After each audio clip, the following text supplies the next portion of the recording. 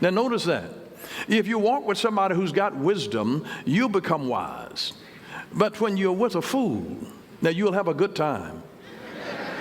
You're going to have a good time. And I told you, everybody needs a fool in their life.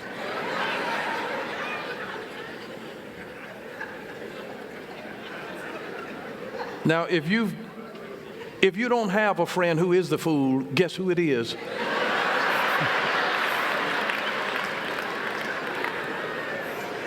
We need them. They make life more tolerable. You need somebody that when you're stressed out that will just make you laugh. They're just crazy. You know, I mean, when you're in a situation where you're in the ghetto and they're in the ghetto, you need a fool in the ghetto with you to just help you through the pain of the ghetto. Because they know how to laugh at your little floppy screen door, because they got a floppy screen door at home and they're dealing with the same issues and drama and drive-bys and all kind of stuff. They're dealing with the same issues. The same issue. They bought the same specials at the store that you bought. So they understand, but you need people that when you're in difficult situations that know how to make you laugh.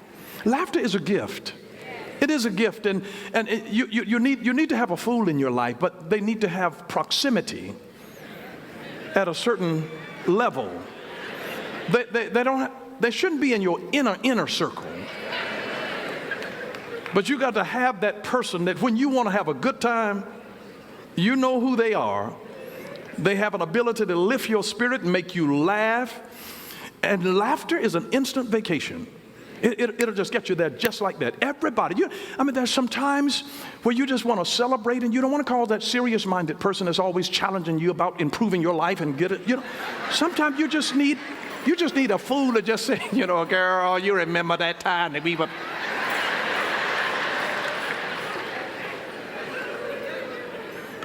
But you are a reflection of those with whom you associate. You're a reflection of that. Because your closest friends shape your values, your direction, and your life. Those that are closest to you, they shape your values. They shape the direction of your life. They shape your life ultimately. Those people that are close to you. That's why it's so important to try to get your children in the right atmosphere. Get them in the right atmosphere around people that are positive, people that believe in God, people that are working on something that is lofty and legal.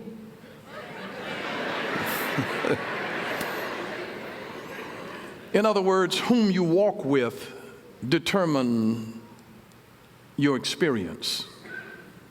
Whoever you walk with determine your experience. Just think about that. Life is a journey, and whoever you take the journey with will determine what you will experience on that journey. I'm amazed that sometimes people who are on the same journey with me, and they end up having a miserable time, and I had the time of my life.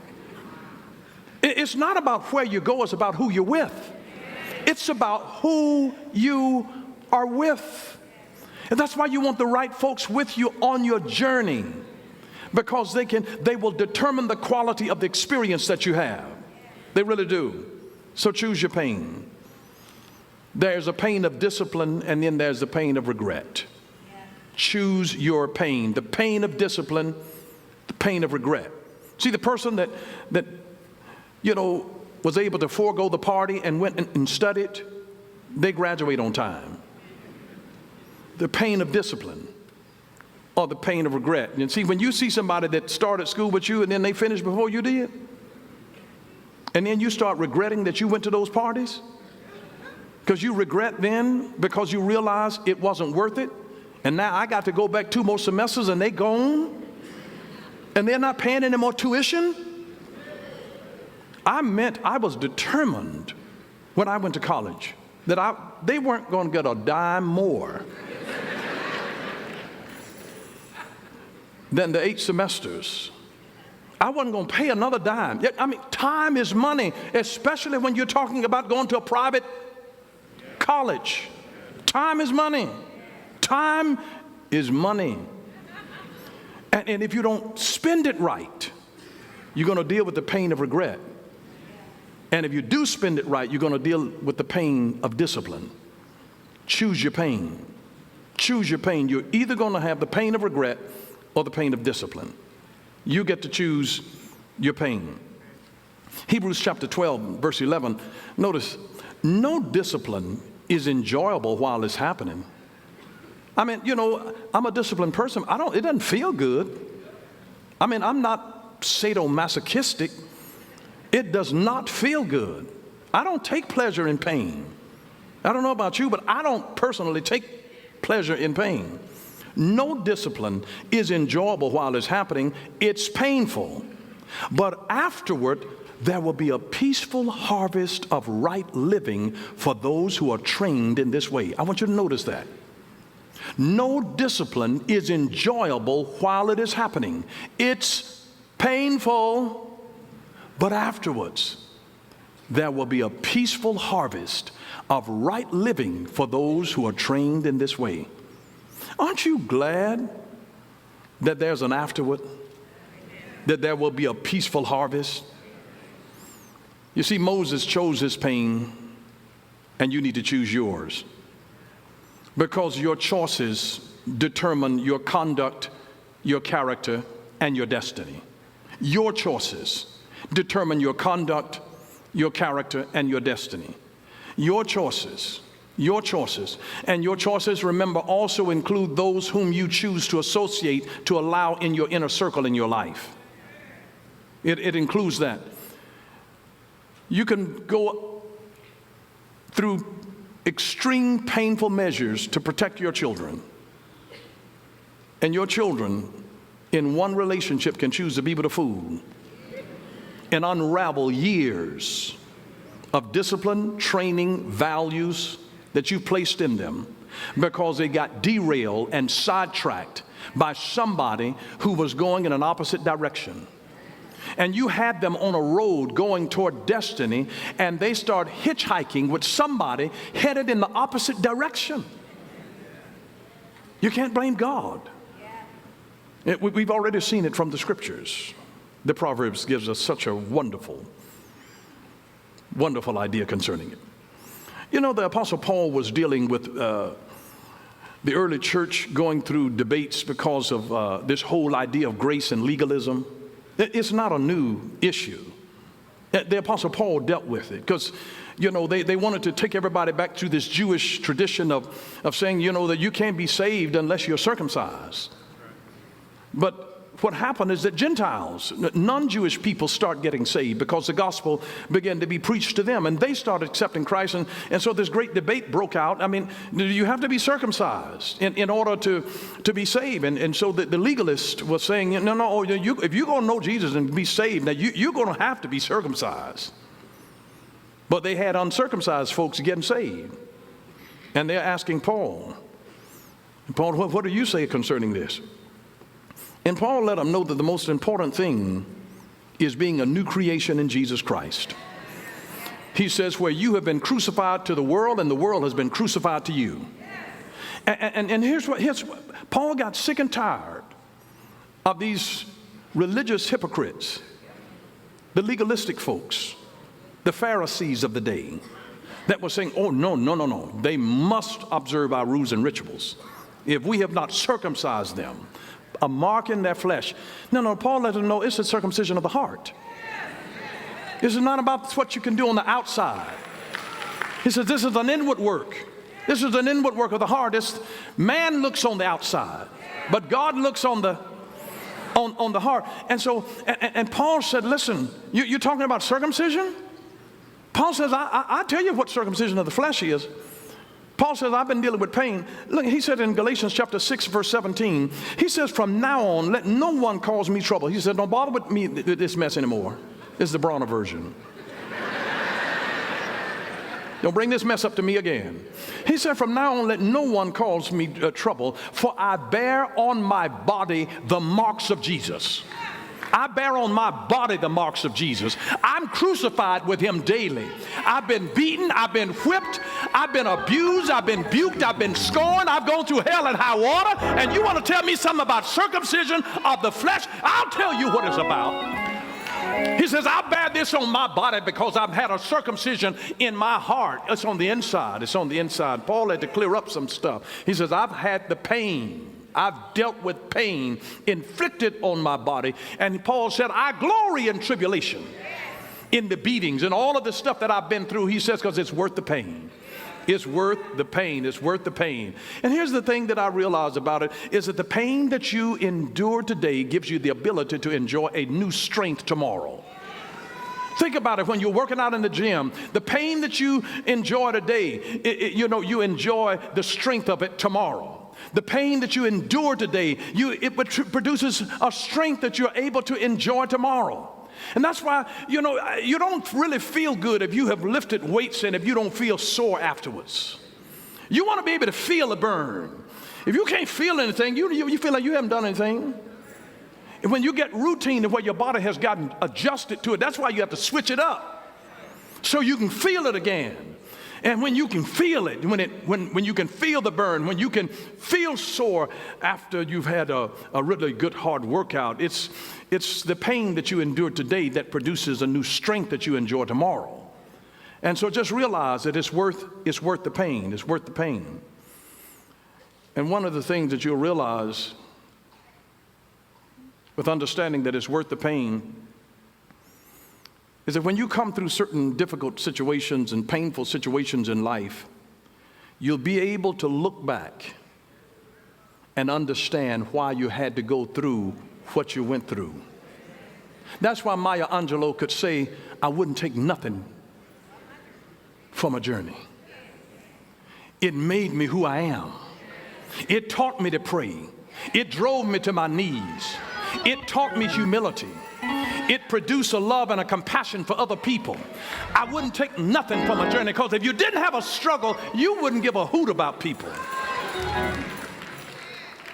It's amazing.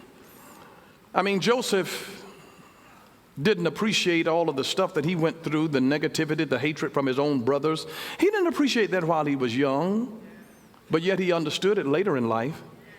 I mean, just notice his journey in Genesis chapter 50. Notice this, verse 15. But now that their father was dead, Joseph's brothers became fearful. Now Joseph will show his anger and pay us back for all the wrong that we did to him, they said. And so they sent this message to Joseph. Before your father died, he instructed us to say to you, please forgive your brothers for the great wrong that they did to you, for their sin in treating you so cruelly.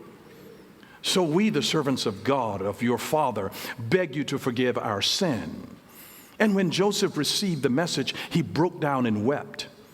And then his brothers came and threw themselves down before Joseph. Look, we're your slaves, they said.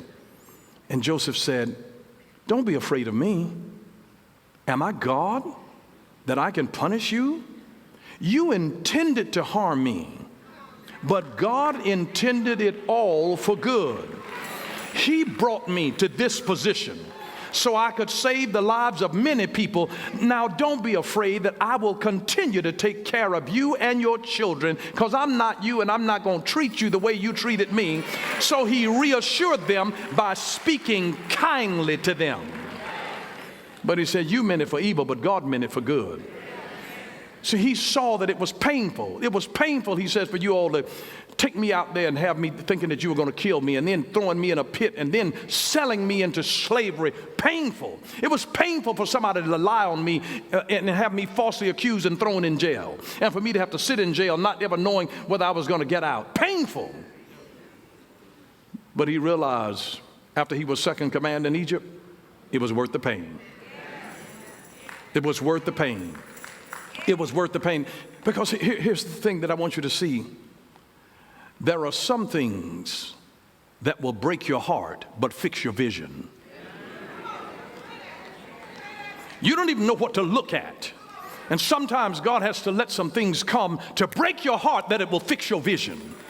Because you don't even understand what's valuable. You don't even understand who means you good and who means you evil. Until some things break your heart, but it breaks your heart, but it fixes your vision. And what broke Joseph's heart fixed his vision. Have you ever had something to break your heart, but it fixed your vision?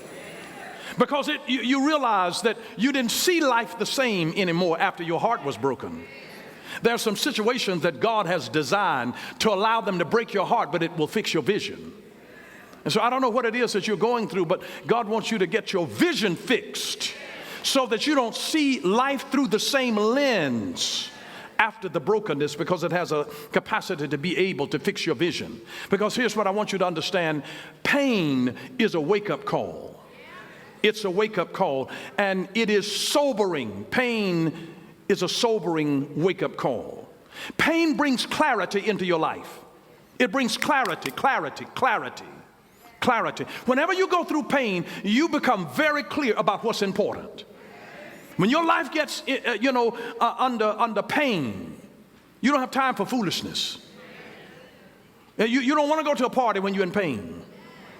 You get real clear about your goals and who and what is meaningful in your life whenever your life is in pain, because pain is a wake-up call that is sobering to you, and it brings clarity to your life of what's really important. When you go through pain, you'll value your friends because you'll be able to see them. You'll value your family because you'll be able to see them. There's some good in it. In Psalm 119, verse 71, notice this. My suffering was good for me, for it taught me to pay attention to your decrees. And you wonder, Lord, why are you making me suffer? No. The psalmist said, my suffering was good for me. See, now you can say that in the past tense. I don't find people saying my suffering is good to me. He's saying my suffering was good for me, for it taught me to pay attention to your decrees. It never feels good while you're going through it. But in retrospect, you can realize it was good for me because it taught me to pay attention to your law, to your word, God. And there are many people that will never change simply because they need to change. They'll only change when they hurt enough that they have to change. Pain has a way of causing us to tap out to where we change. It has a way of getting us to tap out. And this is the reason that we call them growing pains, because pain is uncomfortable. And I don't care whether it is a ministry that grows. When a ministry grows, you have growing pains. When a business grows, you experience pain. When a person in a relationship grows and the other one doesn't, it causes pain. When a family grows, the family experiences pain. Whatever grows has growing pains. And notice St. John 16:21. When a woman is giving birth, she has sorrow because her hour has come. But when she has delivered the baby, she no longer remembers the anguish for the joy that a human being has been born into the world. Isn't that amazing? She can be pregnant and going through labor and delivery, and she can say, you know what, this is my last one. I think be saying that when having the first baby. Never again, never again. But once you deliver and you get through that, on the other side, when you're looking, when the joy of the birth has come, you realize it was worth the pain. Because the simple saying is true, no pain, no gain. I want you to understand this very clearly, that the greatest hindrance to your destiny is not adversity nor obstacles, but a clear path to a lesser goal. So when the devil wants to get people thrown off, he'll offer something lesser to cause you to compromise. Your greatest hindrance to your destiny is not adversity nor obstacles, but a clear path to a lesser goal. A clear path to a lesser goal. There's some people that get distracted. The devil defeats us by offering something inferior as a concession prize to get you out of your destiny. And I want you to realize that failure can lead you to learning what can work, and it can teach you what not to repeat and what you can do better. Failure can lead you to learning what can work and teach you what not to repeat and what you can do better. So God even has a purpose for failure. Because remember, to build a business, it creates pain. And pain creates a struggle. I observed this in my daddy's journey of building his business. Ben Johnson said that he knows not his own strength that hath not yet met adversity. That there are some things in you that you don't know what you can do until you get in an adverse circumstance. There's a reserve that God has built in you that only adversity brings out. Adversity. And that's why you have to go through adversity to unveil some of your potential. Certain things never get activated in you. You have to realize, remember, that the pearl that forms in an oyster happens because an irritant enters into the oyster. When that irritant, it could be a grain of sand, but when the irritant enters into the grain of sand, it causes the oyster to begin to secrete hormones. And those hormones form the pearl. And if you never got irritated, you never get your pearls. So every time that you see a string of pearls around somebody's neck, just know that an oyster got irritated. And you're wearing something that is the result of irritation, of beauty that was produced because you were provoked. Something was provoked, and it produced a work of beauty in the life. I want you to understand a progression here. Struggle is a part of a process that leads us somewhere. I want you to get this. Struggle is not just in vain. Struggle is a part of a process that leads us somewhere, because struggle builds character. Struggle builds character. And then character creates standards. Notice that. Character creates standards. And then standards are enforced by principles. Principles. Standards are enforced by principles.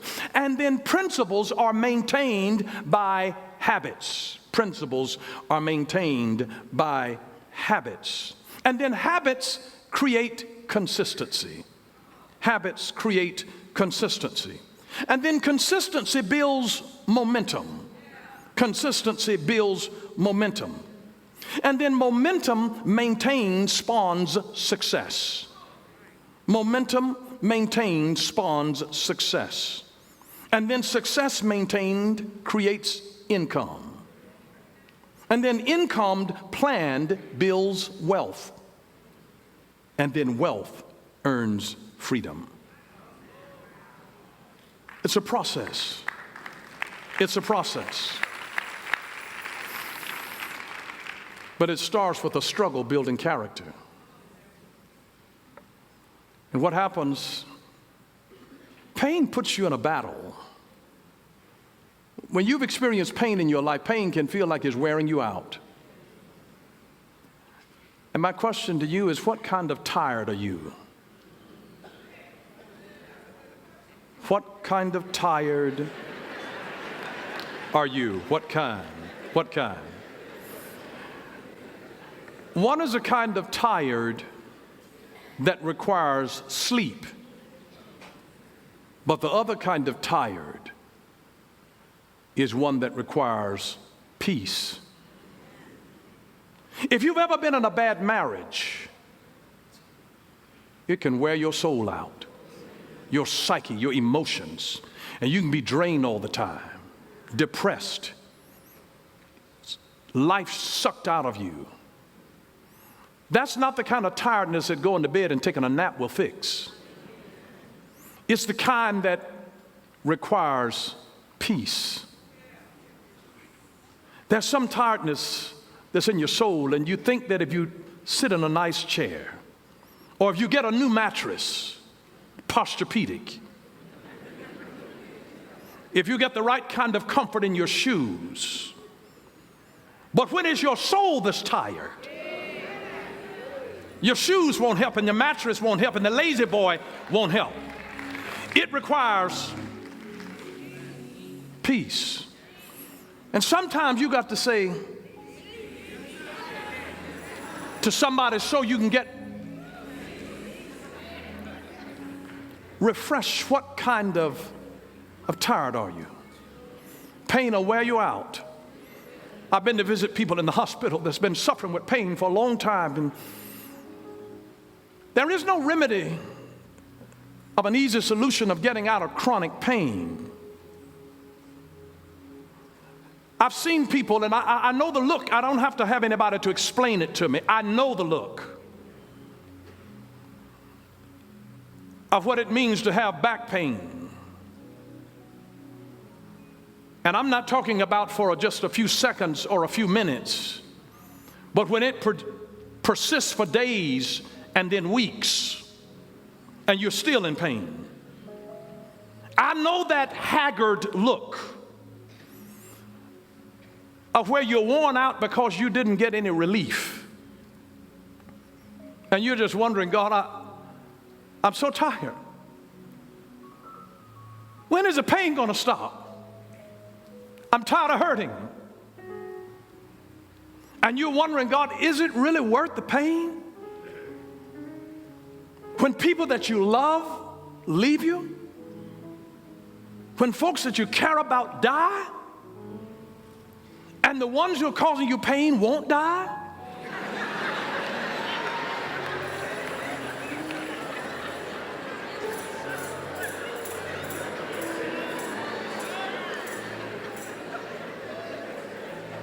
There's a rest that your soul needs.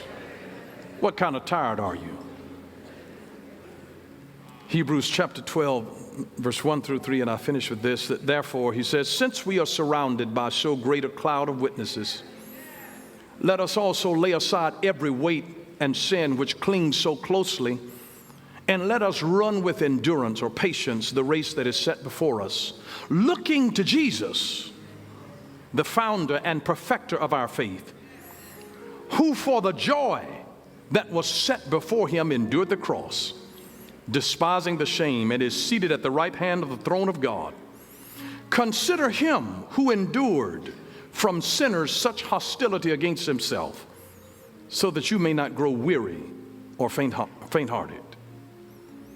You see, Jesus endured the pain and the shame of the cross because he knew it was worth it. But I say to you, don't let his pain for you be in vain. If we reject his work of redemption on the cross, we make the cross of Christ of none effect. We nullify the power of the blood. If we don't accept what he did for us, he wanted to do something for us. Don't let his pain be in vain. Jesus stayed in agony. He refused to come down when he could have. He could have, but he wouldn't.